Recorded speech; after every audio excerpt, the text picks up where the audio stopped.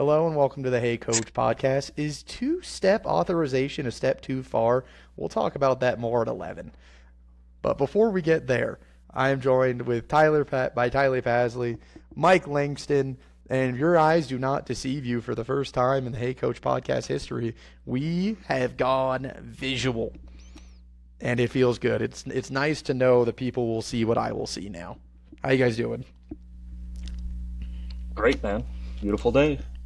Beautiful day. Rainy here up in God's country, 7,000 feet above his oceans.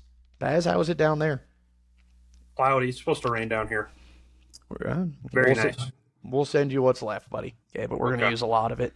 Not a one-take podcast, by the way. You want to get that? They don't know that. But no, we actually we're going to start off today. Mike, Coach Langston wants to say something. Yeah. So I got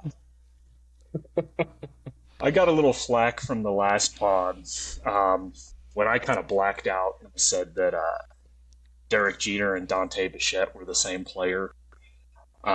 So I just want to take this opportunity to double down on it and let you know why I think Dante Bichette and Derek Jeter are the same player. So stand by. I got a monologue for this.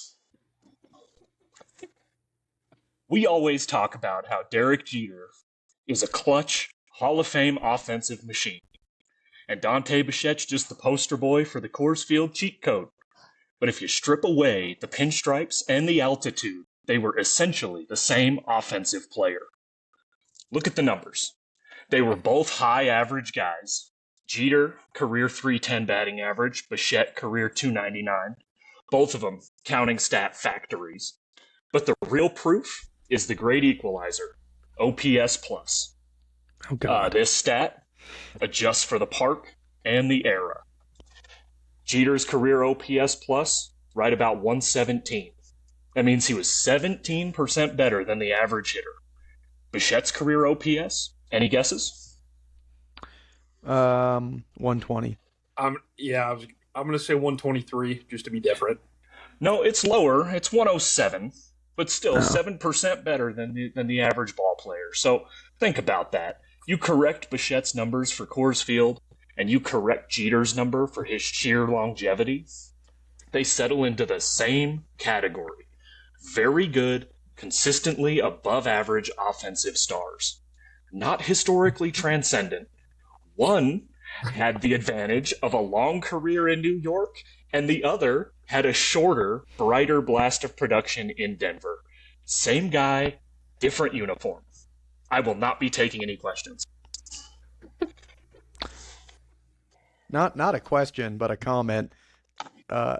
We were not told this was happening. We were told something else was going to take place, but I'm really glad that did. I'm sure the Bichette family is clapping somewhere, listening to the Hey Coach podcast. Wow. I told you I would take accountability. There's your accountability. Yep. Wow. Nothing like spinning the narrative, Mike. Attaboy. I didn't know you were this big of a Jeter hater. I had no idea. Yeah, that's kind of shocking to me, too. I'm an Olympic level hater. Now. All right. You know what? Let's go back to Jeter. Jeter threw a fit when a better shortstop was brought into New York and made that guy move to third. We going to talk about that? Much better shortstop. Much better. I'm an Olympic level Derek Jeter hater. Wow. I don't think Jeter's going to watch this podcast anymore. I think he's done. It's going to be nice to have him on the pod next week so we can talk about this. Yeah, we just lost any potential sponsorships with Capital One. I mean, those really just went out the door, and I was kind of banking on them, but that's okay. But no, well, Mike, thanks for that. I'm sure that won't cause any sort of feelings one way or the other from our listeners and now viewers. Shout out, follow the Hey Coach podcast on YouTube. But no, today we are going to be talking about two things, okay? Going to be talking about two things. First thing is, what do we believe are some underloved facets of a program? And the reason behind this is I think we've all been involved in a season, whether either as a coach or as a player, where there are certain things that just go under focused, we can say, like in practices and games or just, as in totality. What are some ways you guys have, as head coaches, have been able to avoid those looking over those small things? As you can go, because I'm still a little bit blacked out. Yeah, I was gonna say scary shark eyes. So I think the example I'll use is when we coached together. I think one thing that we really did not let slide when we did the Mountaineers is family time and team bonding stuff. I think that's one thing that really gets overlooked because you get caught in the cycle of just like we got to get better, we got to practice, we got to hit, we got to lift, all that stuff, and I think I'm falling victim to this fall with our guys is if your guys don't like each other, you're not going to win games. Every team I played on and every team I've ever coached, if the players don't get along, you don't win, regardless how good you are. And if you don't have guys in a space where they can at least get along with each other in between the lines, your team's just not going to have the success that you want them to. So when we were with the Mountaineers, one thing when we had all those meetings at your apartment, Strick, one thing that we always talked about was like we need to make sure this has a family kind of feel, and that includes parents. And like the first day that we did anything, we played Wayne Hanley's team, and we had a cookout for everybody. Had our team meeting, like cook for the players and cook for both teams. And we're not going to bring up what Strick did that day. We'll move past that. That's for a different podcast. But like that little stuff, like yeah, go ahead. I just want to take this time to apologize to the Baez family and whatever may have come from that day that I may have been a part of. I too sincerely want to let you know that my heart is with you. Continue. But we got like Costco or Sam's Club burgers and hot dogs cooked for everybody. Everybody got together. We were in a common place. We played baseball. Like it was a good day. And then we mandated on every trip that we did one team meal together, and pretty much everybody showed up. Every kid except for like one or two would show up every time. Most parents showed up, and that stuff builds relationships. And like we had kids that weren't really friends with each other at the time, and I think by the end of the summer, pretty much everybody was pretty close with each other. When we did the trip to Colorado, we did the Rockies game, and like that, I know that we all were a little bit emotional getting everybody together with that, like. Doing team bonding stuff top to bottom where parents are involved and where kids are involved, and like we did the 1 week of practice where it was like goofy hat day and like we posted that on social media. Like doing little stuff like that matters so much because at the end of the day it needs to be fun. We're also coaching kids at the end of the day. They like to have fun. It can't just be, hey, we're doing individual development and team fundamentals every single day at practice. Like sometimes you got to spice it up. Like we did a day this fall where showed up to the field. It was a little rainy. It was actually that first weekend we were supposed to play. We ended up doing a wiffle ball game for like an hour and a half, and the kids had a blast. And like this week we're going to do team bonding in my classroom. And like you just have to do stuff like that.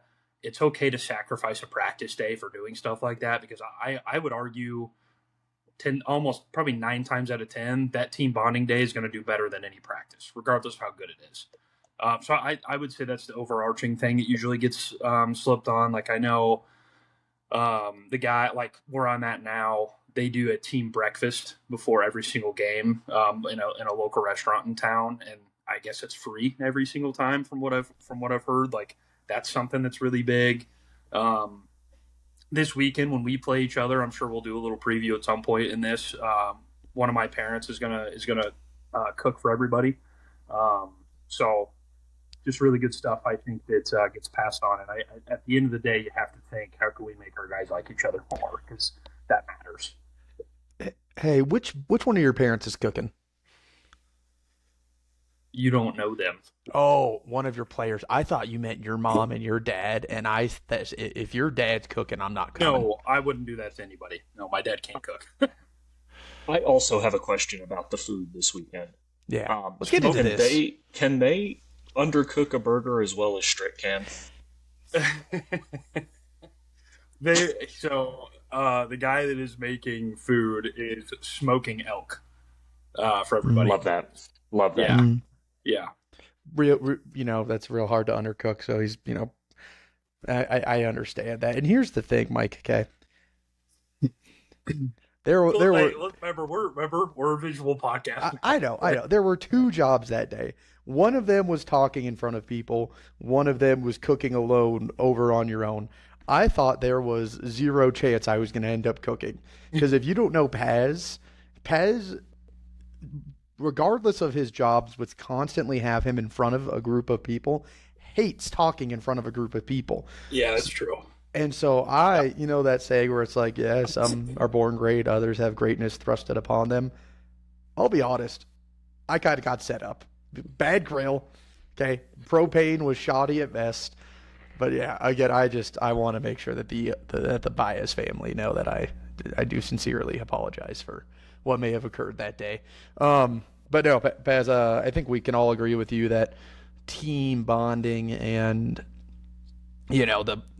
the brotherhood of the team needs to be strong, or else success isn't impossible to come by, but you'll find it a lot less often in every aspect of the game.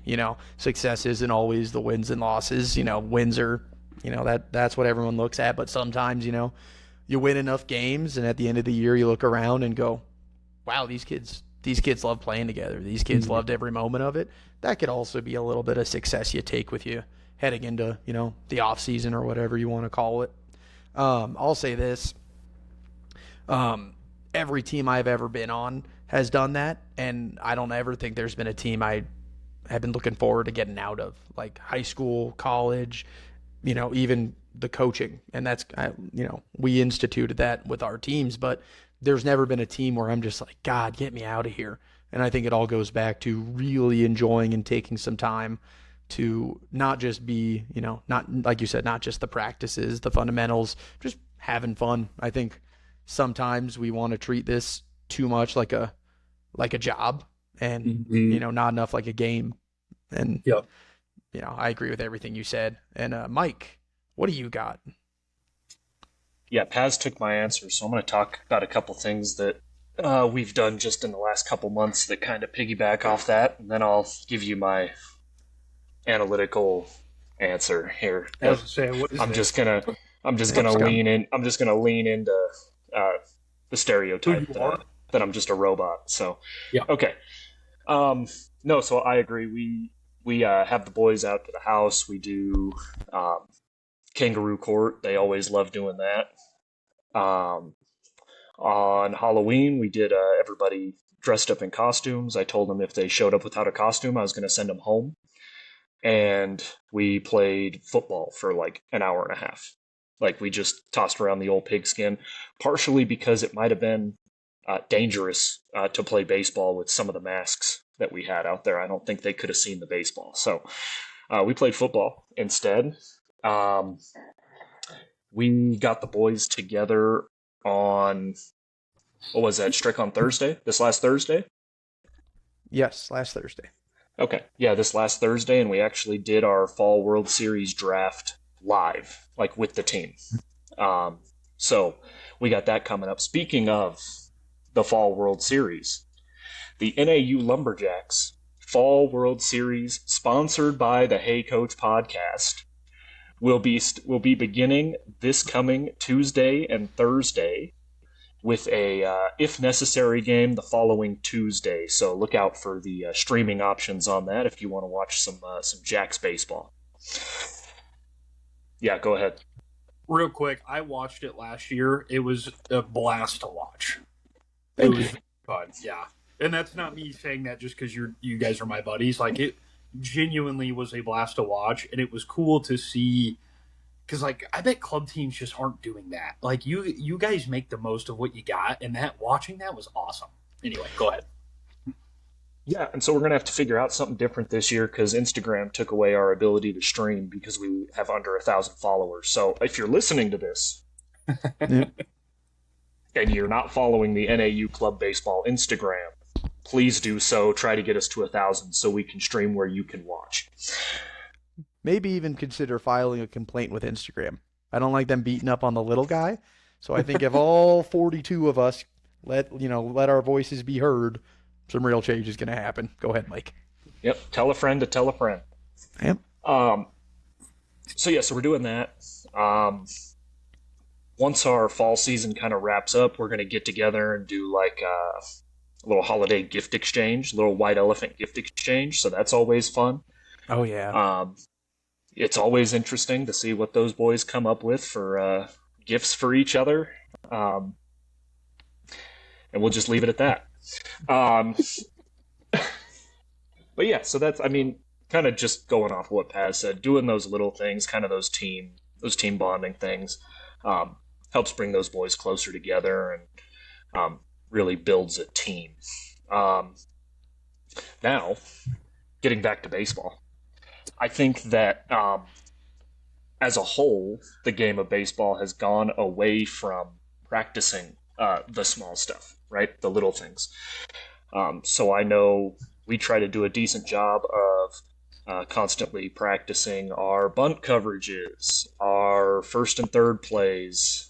We try to make sure that our, we have set like back pick plays and kind of mixing up our looks at second base as far as holding runners. And it's stuff that's not, like, it's not sexy and it's not like the fun part of the game, but I think it can get overlooked and then teams take advantage of it when it matters. I know we lost games last year because we weren't sound in our bunt coverages, just to name one thing. And so just trying to make sure that you're kind of hitting those small things as well as, hitting just your individual defense, your team defense, getting your hacks in, running your scrimmages. Make sure you're actually breaking this stuff down by the numbers and going through those small things. So, again, there's my robot answer. I think Pasley's answer was probably better, but I think as a whole, the game underloves and undervalues like practicing those small things that win and lose baseball games. Can I jump in right there just real quick? So one thing I tell our guys all the time is nobody knows how to run the bases anymore. Because I think, Mike, you're 100% right. I think like the game within the game stuff just doesn't really get a focus. And in my eyes, that sometimes is bigger than like how good are you at just making plays. Like the little stuff piles up so much. But I tell our guys all the time nobody knows how to run bases anymore. And we were watching some games from last year. So I got access to our game changer, and I was showing them like, do you see what I mean? Now that you guys could see this in a game setting, like our angles are awful. Like we're not doing the little things. It's like we're not hitting the front left corner of the bag. We're not taking a tight turn to second on a double. Like we're basically running all the way out to where the second baseman is on a double. Like I don't think anybody knows, or I don't think anybody knows. I don't think that focus is on that stuff anymore because of where the game has changed. And I think at the MLB level, that stuff obviously happens. College level, it does. But like last year where I was at, like our guys coming in from the high school level just had no idea how to run the bases. They had no idea what run coverage was. I kind of think sometimes at the high school level, it's just not taught because club ball has these guys for so much longer. And I think you almost need to focus on other things, or maybe they feel that they need to focus on other areas to get them up to speed to play a game, and it's not so much the little stuff. But I don't want to get too fancy on that, but just something I want to throw in there. Because base running is the thing that I just think needs to be practiced every single day, and it's obvious that it does not anymore. Well, you're right in that, Paz, but you're not alone because we, under the tutelage of Skipper Langston, start almost every Thursday practice the same way, which is with the Jack's base running drill that we did steal from you. We did steal it from you. Good drill. Yeah, great drill, actually. I'll be stealing that too when I eventually move. But what I want to say is this. It's not just that you're seeing it at the high school level. We're seeing it at the club level at college as well. Yep. Maybe not to the same extent, but like we had to sit down and really discuss like, hey, how are we hitting the bag at first? Like we had a lot of our guys not really knowing, to break down and look right, and not just knowing not to, but knowing or not knowing why we do that. Yeah. And so we have been working on those little things. And I think, I mean, we've been seeing some really not just sound base running, but really aggressive base running from maybe some guys you may not think. And I think it's because the confidence level is building. One instance is shout out Jonathan Aguilar. The other day was on first. There was a play at the plate. Everyone was sleeping, and Jonathan's not necessarily a guy gifted with speed. And Jonathan took off from first and swiped second. And again, it was just kind of a really cool little base running thing that came from his awareness. But again, maybe a little bit more confidence since we've been working on it. Can I ask you guys a base running question?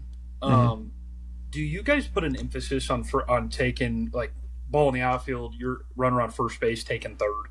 Like, do you guys put an emphasis on first to third?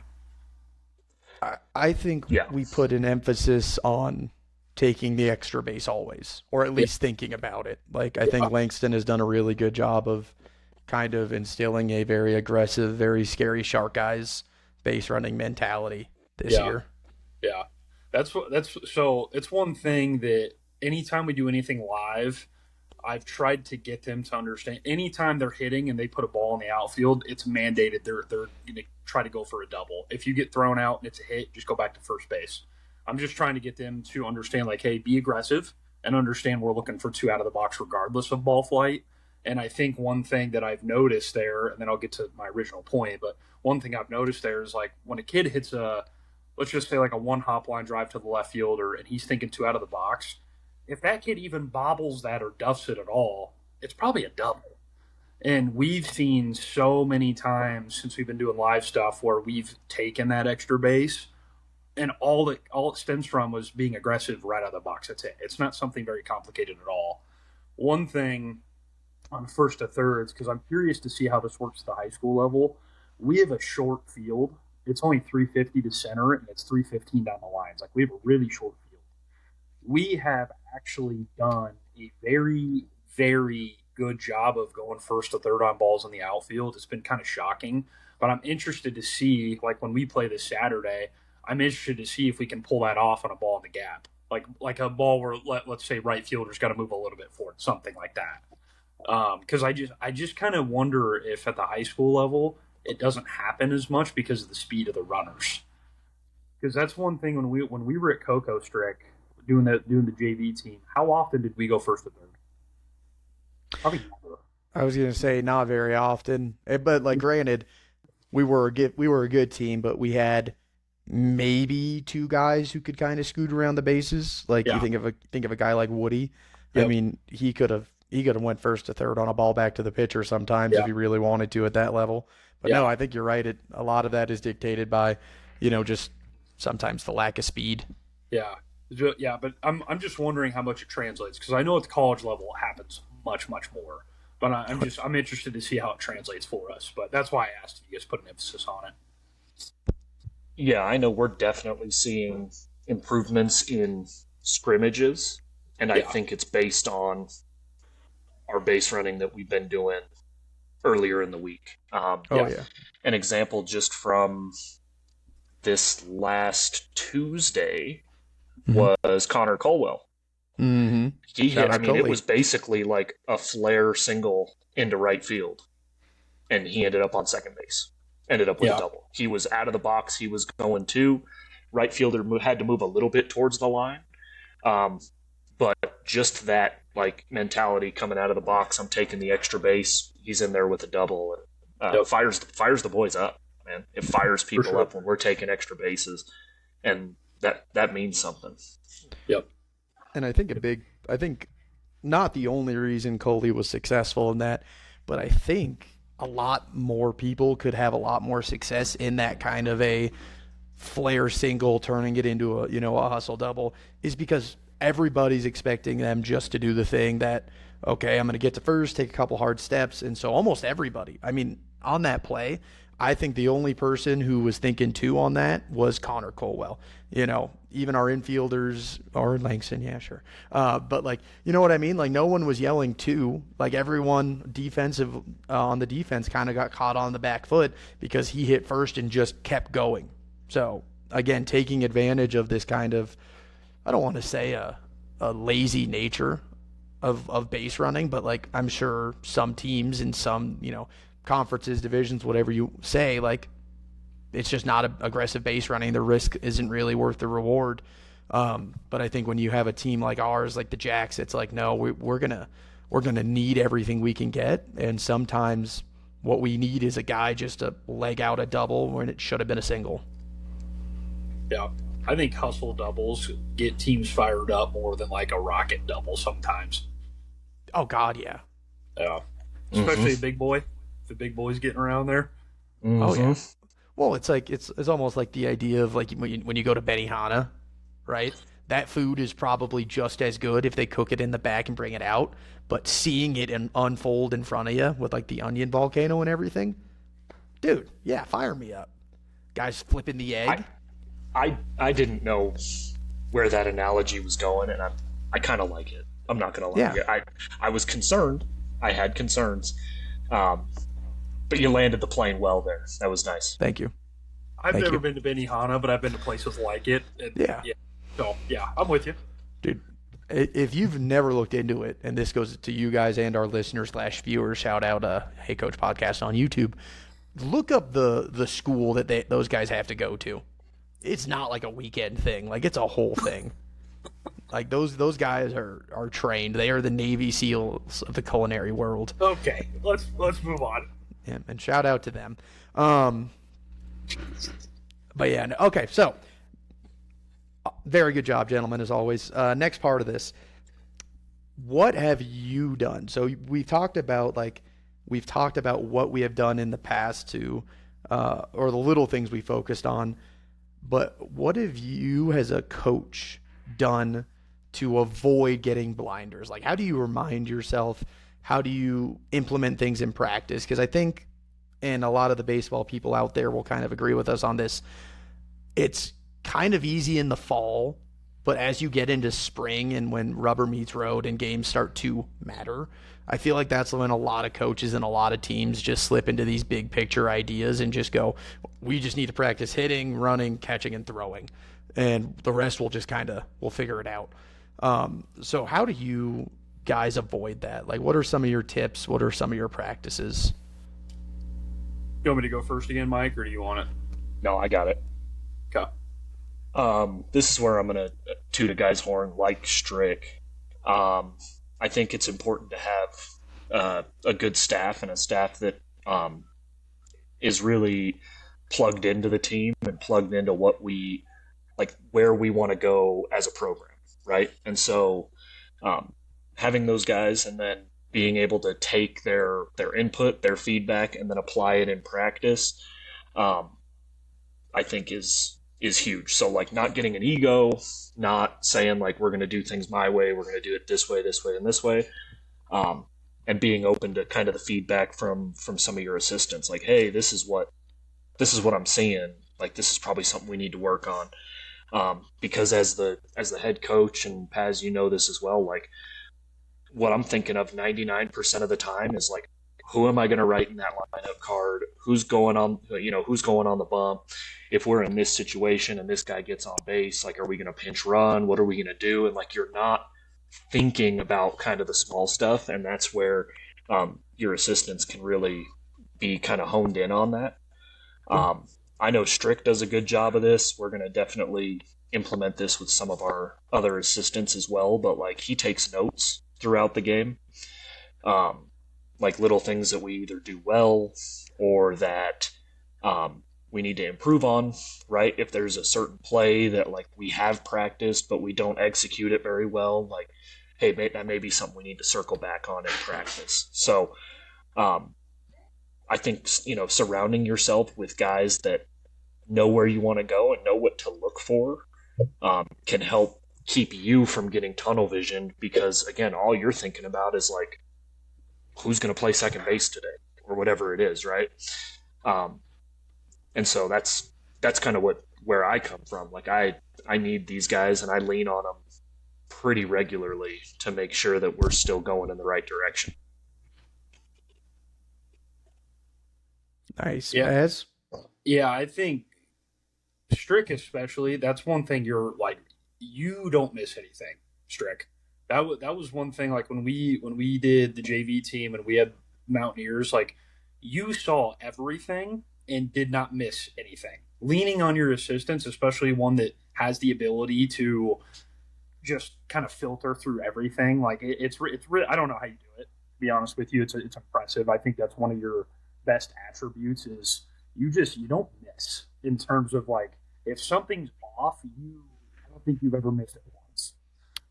So like leaning on assistance is obviously a big one. I have two things, and Mike hit on one of them actually. I adapted this. So when I worked in the Arizona Fall League, our manager was a big note taker.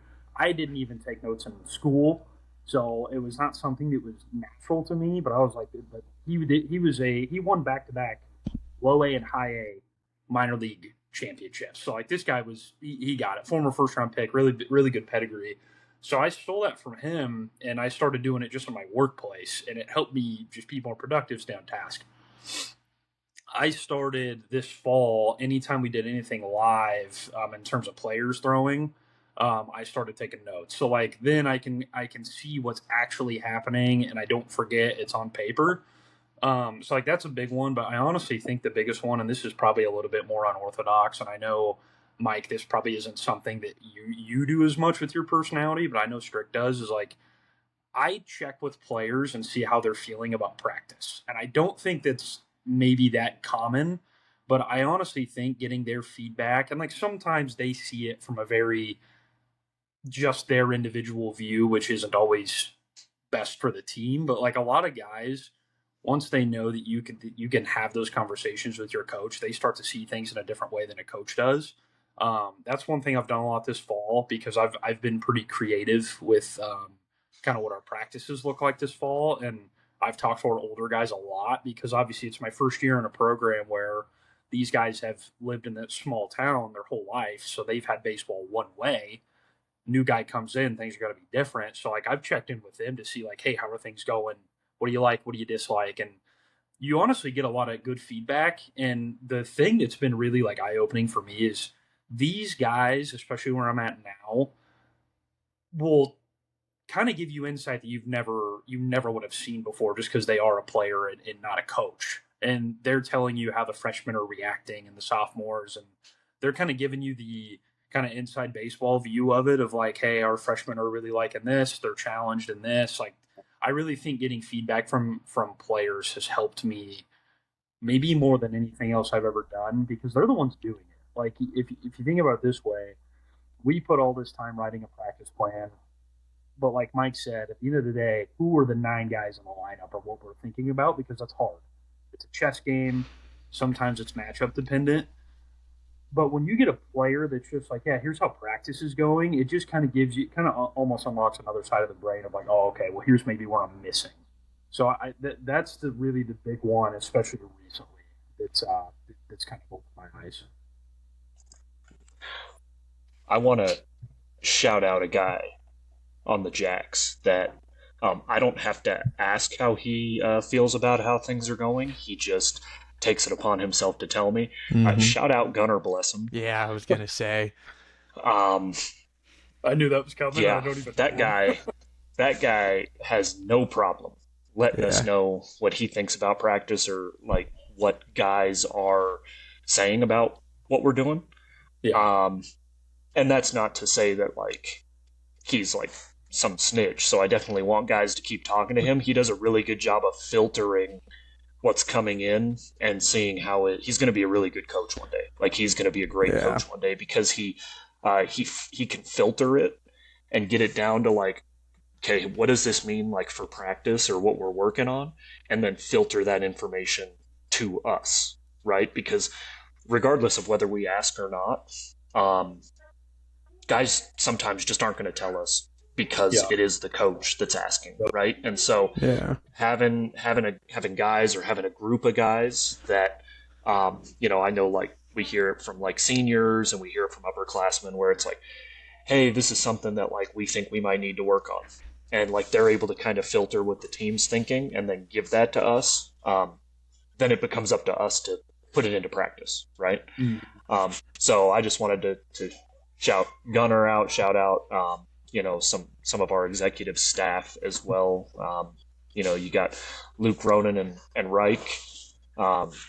They usually don't have any problems letting us know what's going on, unless I've hit my text limit with them for the day, and then I hear from them 24 hours later. Yeah. You Shout only out get you two a day, guys. dude. Only Yep. get two a day. Shout out you guys. I'll say this, my favorite thing about Gunner, bless him, is sometimes he talks to me about practice like I wasn't there. And I'm just like, dude, I was I was right there with you, buddy. We were actually standing next to each other. He'll tell me, he will break down things as they happened as if it was breaking news, and I'm like, thanks, buddy. But no, yeah, no, all great stuff from you guys. I'll say that. Go ahead. Sir. Yeah. Oh, okay, thanks.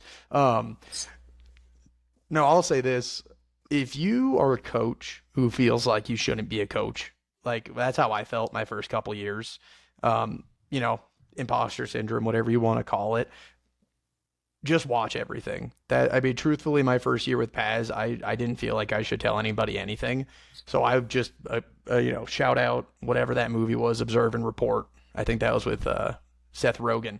When he was the mall cop, like that's what I did. I observed and I reported, and eventually I learned enough that I could start coaching. And I think I owe a lot of that to something that's not been diagnosed yet. I think I'm really good at watching and like remembering things that I can bring up later. Where Langston is very much, and this is not a knock on you, Langston is a very awesome in the moment and the next few steps coach because he just flushes everything. Like he just clears that space on his hard drive so he can go, it happened, it doesn't matter. I just need to think about the next 3 plays. Where me, I like to, I like to really take stock of what has happened because it's an opportunity for us to talk about it on the car ride home. And so I think one thing that we can take away from this is if you're somebody who's out there, looking to build a staff, or you're just trying to make it work with the guys around you, find guys who are different. Find guys with different backgrounds, different experiences, different ways of thinking of the game. Mainly because the best advice I've ever received is from my father-in-law, which is in any relationship, if you're the same person, one of you is replaceable. So if you and your assistant coach think the exact same way about everything, and you're never going to have any sort of disagreements or, anything like that, you can get rid of one of you guys and the result's going to be the same. So if you're a coach out there, don't show up to a new staff and just be a yes man. Bring in some ideas, bring in some different points of view, and ultimately you're going to help make that team better. Shout out to Corbin and Cooper Durr, by the way, of being 2 guys that I coach that are like, hey, here's what's going on, especially Corbin. Cooper typically filtered his words much better. And I know Cooper listens to this, so shout out to you, buddy. But Corbin was... Shout out, go Hawks. Yes, Corbin was so funny in the way that he would tell us what's going on because he struggled. He just would never really filter it, but it would always be matter of fact and in a funny but serious way. Just the way that he kind of let his thoughts be known, but it was always productive. So shout out to you two. I don't know if Corbin knows what a podcast is, but shout out to you two for always doing that and a heck of a job. Shout out to the boys. Cooper is going to be a great coach one day. I don't think Corbin wants to coach, but he also would if he wanted to. Those 2 kids get it. Corbin blew up my left thumb. I still haven't forgiven him for it. So yeah, threw a heavy ball. Threw a heavy ball. Had a visit to an athletic trainer that we won't talk about. I'll just remember that. All my business gets brought up, but we won't do that. Talk about me carrying pants into a ballpark and undercooking a burger. God forbid a guy gets a little treatment. Yeah, well, you know what? I'm going to leave it there. I'm not going to say what I was thinking of. But no, very, very nice insights, guys. And again, going back to that advice I just talked about, that's why I think we as coaches work very well together. from the jump is just because we're all different. We all have different experiences. We think the same things on some things, but not everything. Like, it's very well documented that Paz is not a bunting guy.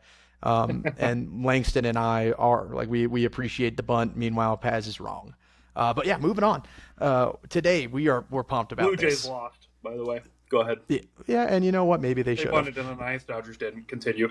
Yeah. And if you're looking at our faces on YouTube, you'll see Paz's background is special. Paz, why don't you go ahead and duck out of the way? Yeah, the Indianapolis Racers. What is that? Okay, that's not a real team yet. Yeah, It's not yet. But what we're going to do to end this podcast is we have all taken time to individually create a team, an expansion team. I think that's a really big thing people love to talk about more recently than in the past, which is where's the next team going to be, which is like, that's something I never thought about growing up. I was never just like, oh, when's the team going to get added? I was just like, wow, these are the teams. Sweet. But yeah, no, so we all taken times, we have created a team, and we're going to go through and we're going to individually share our team, and we're going to figure out in post editing time where we're going to put these things so you guys can see them as well. But we're going to start with Mike. Mike, run us through your team, buddy. Okay, yeah. So I took a location that seems to be coming up a lot in expansion talks in general, and that's Salt Lake City. They just got an NHL team. There's financial backing there, and it seems to be like a hotbed for where the next expansion team may show up. So what I have created here is the Salt Lake City Skyhawks. The Skyhawks, giving us a little altitude reference, referencing the high altitude and clear skies in Salt Lake City. I like that. Our mascot's name is Ace, and he's a beautiful blue skyhawk. Our field is named Pioneer Field. Like that. And that has to do with, that's kind of a callback to, settlers moving west, and pioneers basically coming in and settling at the Great Salt Lake. Our team colors, we have a deep navy, a gray with touch of like we call it like a copper. And again, the kind of the copper deals with, there's been plenty of, over here in the Western United States, lots of copper mining. And so we're kind of just adding that as an accent, just as a nod to the industry over the years. Yeah, I don't know. The field looks good. The uniforms. Let's get to the uniforms here. There we go. Yeah, sorry, I had to pull the sheet up. We love a shared doc. It's crazy. We were fighting that earlier. Comes in handy. Yeah, well, whatever. I can still share it. So, so our home uniforms, pretty standard, all white. We got pinstripes. We're going pinstripes. Pants have got like kind of that copper and blue piping down the side. It looks like. Thank you to AI for creating these, because I'm not a graphic designer by any means. Our away uniforms is a like a royal blue vest with a gray undershirt, gray pants, blue hat, and we love a vest on this pod. So I had to throw a vest on there for the boys. Just out of curiosity, for the players of yours that have like Dan Ugla type forearms and seps, are they allowed to bypass the T-shirt like Derek Dietrich did with the Reds? Sure, man. Yeah, this is great. Yeah, I think that's totally fine, especially for this concept franchise that I've made. Yeah, let's just be me. Sorry for caring about the Skyhawks. That's on me. You're right. Go ahead. Yeah. It's okay. No, I appreciate you bringing that up. while we're interrupting you, Langston, can I propose something to add to the Skyhawks franchise? Sure. Okay. So I think a lot of great teams out there have multiple mascots. I think what Ace? Hmm. I think Ace needs a buddy, and I think Ace I don't like where this is needs going. his wacky pal, Salty the Pioneer. He's a little bit more zany. He's doing a little bit more of the maybe the goofy stuff, but it's Pioneer Stadium. You're Salt Lake, so you get Salty the Pioneer, almost kind of like it. No, stop with the thumb. Oh, where'd he go? I'm Wow, still here. No, but yeah, just think about it. Just think about it. There's always two. If you think about it, there's always two mascots, That's not true. Like Mr. and Mrs. Met. like Mr. and Mrs. Met. I thought about it. It's going to be a no. It's a better idea Okay. than I thought you were going to give, though. Okay, Again, that's fair. we'll leave it at that. Yeah, we'll see what the sharks on Shark Tank think about So it. But we whatever. so we do have back to the uniforms here. We do have an alternate. We could call it a City Connect, I guess. Paz doesn't like it because of the blue pants. There's like a royal blue pant, gray uniform with the Skyhawk logo on the right breast, and more of like the hat to me reminds me of almost like a summer ball hat. Like it's a two-tone, orange in the front, blue behind, blue bill, blue logo, and it's not orange, it's copper. Sorry. Yeah. But so it's more of like an alternate uniform, just to have a little fun with it.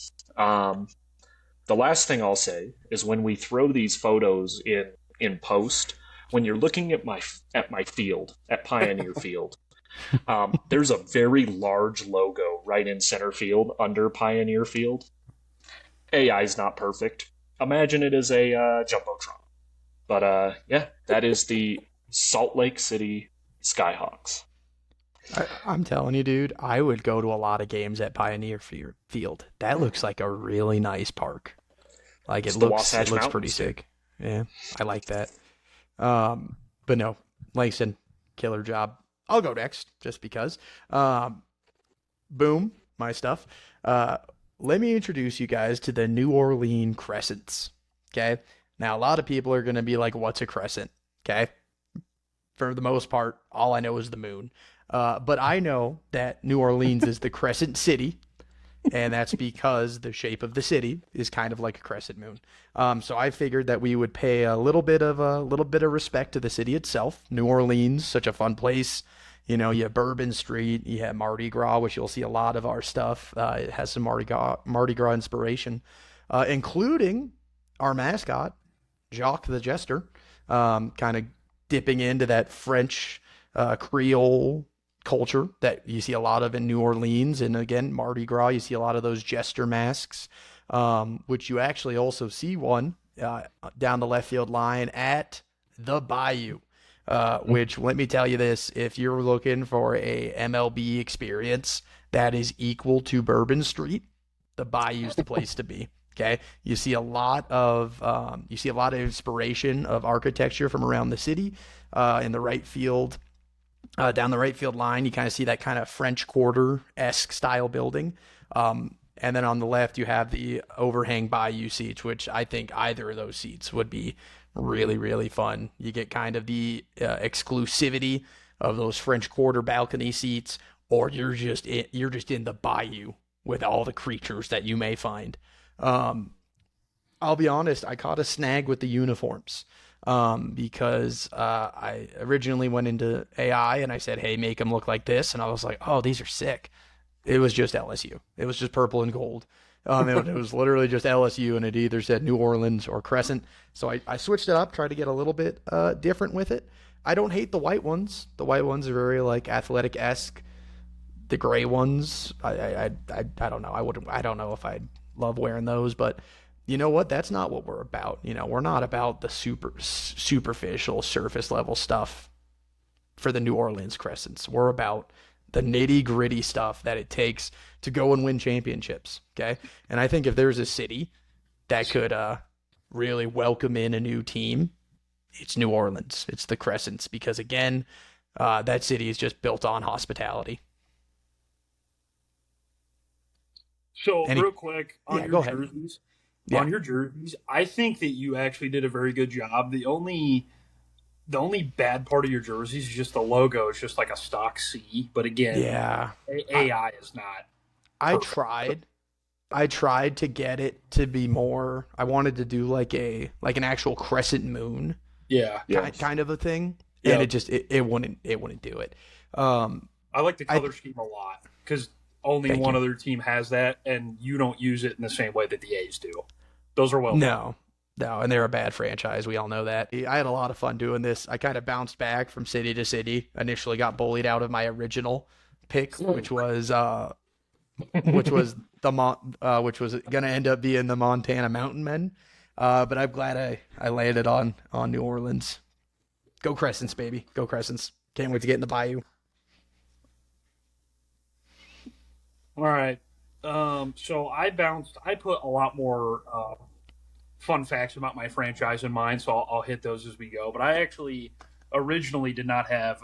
Here's my logo for those of you that are watching the Indianapolis Racers. It's well done. Oh, Red, racers. yes, red, blue, and silver, gray. Checkered flag kind of pays homage to the Indy 500. Mm-hmm. I originally had a San Antonio team because the AL West, in theory, could take another team. So could the NL West. There's just really nothing because there's Montana, like all those states that don't deserve to have a baseball team. I don't know why Strict wanted one there, but like the middle of America to the West Coast, there's just not much going on. If you look at an MLB baseball map, there are 10,000 teams on the East Coast. So I originally wanted to do San Antonio to add a team to the AL West. I ended up changing my mind. So Indianapolis Racers, we're going to be an AL Central team. We are red, blue, and silver with a little bit of white. So that checkered flag logo, if you're on YouTube, check it out. Beautiful. Pays homage to the Indy 500. I have fun effects, so I can change my background. 1 second. That's not what I want to do. Let's do that again. Imagine being the guy paying the $14.99 a month so he could change his background. That's nuts. Oh well, now That's it's not letting insane. me. That's not letting me do it now. Oh well. Okay. Once So again, the shared sheet comes up big. Kind of crazy. yeah, it does. So my park is Speedway Park. Again, paying homage to Indy 500. It's not a great name, I'll add, but it's fine. We're not going to do AT&T/Verizon Park with the big sponsors will come in later. We would be in downtown Indy. The Colts are already there and the Pacers are there. So they also have a AAA team in Indianapolis. So we could just boot them out because Pirates are unserious anyway. So Indy is a town that could use a team. It's a big sports town. They have the Final Four. It's kind of a no-brainer. I'm actually kind of surprised that in real life, Manfred hasn't considered Indianapolis as a location because it does make a lot of sense. There's already two other teams. The mascot is Turbo. Once the picture pops up, you guys will understand that it's basically just a Monopoly guy in a baseball uniform. AI initially created this like awesome idea for a mascot, and then when I asked for an image, it spit out that, and I was like, that's too perfect to change. We would have a rivalry with the Tigers.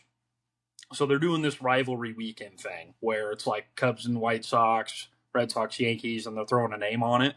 So since we're both motorsport kind of cities, it would be the Fast Lane Series. So that would be the end of season rivalry weekend deal. When a game starts at Speedway Park, Turbo is on the dugout waving a green flag while the boys run out. Okay. The PA guy says, start your engines. Okay. We're creating a culture. After every That's win, good. I know. After every win, Turbo does a victory lap and a go-kart around the field with a checkered flag because the boys won. Every time a homer is hit, we play Kickstart My Heart. That's just because I like the song. The right field wall. So my I have stadium. a question. Yeah, I think we might have the same one. Go ahead, Mike. Okay.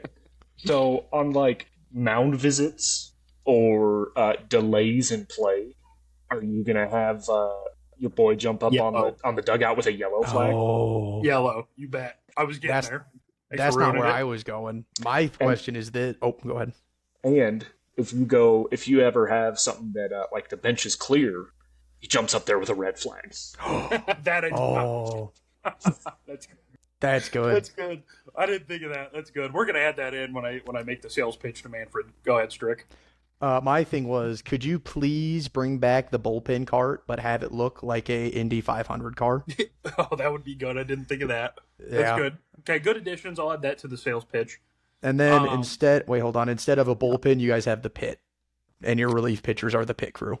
So the right field wall, and my AI did not pop up a good stadium, so I lose that by default. My right field wall is where the bullpen's going to be. Okay, it is going to be the pit crew, and the Nice. stands. So it's like the right field wall at Pittsburgh, how it's a little higher. So that's going to be the pit crew fans. So that's like the bleacher creatures kind of idea. I like that. Yeah, so that's like the lore behind the racers. Jersey wise, 4 jerseys. They're pretty basic. The City Connect, though, the pinstripes down the middle are like a road. So you have the white lines and the yellow lines. So it's kind of just, again, pays homage to Indy. But yeah, that's my squad. Merch is coming soon. That's all I'll say. I'm all in on the racers. Yeah, I also am kind of in on them. I'm actually in on everybody's team. I think we actually all did a really good job at this. Yeah. I think if I had to give my vote to one guy who's not myself, I think Langston probably has like the most complete offering that he's bringing to us here. Like if this was Shark Tank, His stadium looks so much better than ours. God, I'm investing $500,000 for 10% equity in the business immediately. Not even thinking about it. Me and Mark Cuban are going in on it together. This might be a cop out, but I think that the Bayou is like an elite stadium. I think that that's the best. But then if I was going to vote for uniforms that aren't mine, it'd be Paz. It might be a cop out. I'm picking both you guys, but like I think all of our ideas bring something unique. So Yeah. I don't care if it's a cop out. I'm doing it anyway. This is my podcast. I can do whatever I want. Bingo. Shout out Dante Bichette. Yep. All of a sudden, this we turned into a me. That's crazy. Anyways, hey, are we putting these out for people to vote? Yeah, 100%. Yeah. I was going to say, Yeah. if you're confused as to why we're telling you about these pictures and you're like, well, I want to see them, you can find these in a couple different places. We're going to post them on our Instagram with a poll to see who has the quote unquote best team.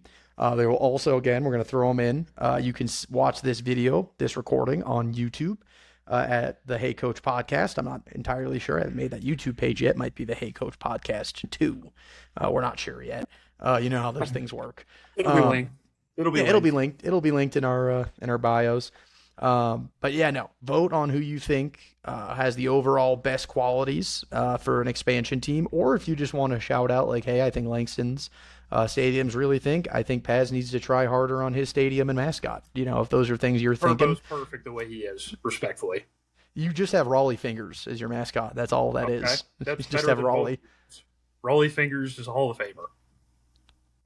There's no way Hey, you're no, dissing on hold on, Ace, hold on. the No, hold on. Skyhawk, and Jock Hold the on. Jester right now. If Ace had the mustache, Ace wins in a landslide. But Ace is missing one crucial. Langston, can I throw one thing for Ace actually? Can you guys let's do hear a it. Top Gun? Can you guys do a Top Gun night and have him in a leather jacket and some aviators? Sure. Oh yeah, that'd be sick. Yeah. Yeah, Yeah, we okay. can do that. There we go. Yeah, just Just get rid of immediately. the Mountain Man, dude. We're not doing the Mountain Man, but we can do Top Gun night for sure.